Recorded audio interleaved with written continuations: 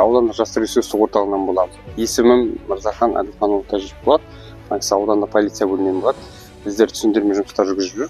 Халық арасында мінез құлық, яғни келген жаңағы клиентке қызмет көрсеткен кезде мінезіне қарай кейбір айтады, жаңа апа былай істеп тұрмын, тым жақсы сұрап тұрмын, сіз қалай жауап беріпсіз деген сияқты.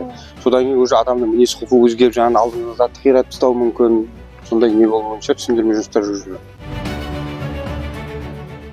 Есімім Мырзахан болады, инспектор боламын жастар орталығында, Макс аудандық полиция бөлімінен болады.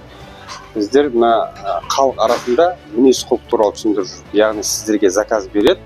Мысалы заказ берген кештеу шығады.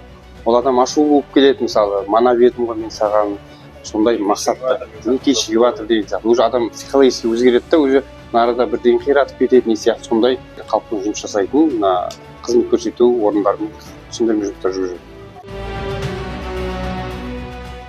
Біздер аудандық полиция мен жастар орталығы бірлескен, яғни халық арасында мінез құлық, жаңағыдай ұсақ-түйек бұзушылыққа апармау деген сөз. Яғни сіздер клиентке жұмыс жасайсыздар ғой.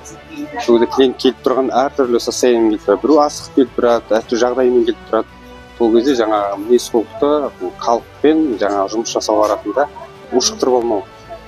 Сауда орталықтарына халық жиналатын, халықпен жұмыс жасайтын жерлерге сол бойынша ескересіздер жалпы.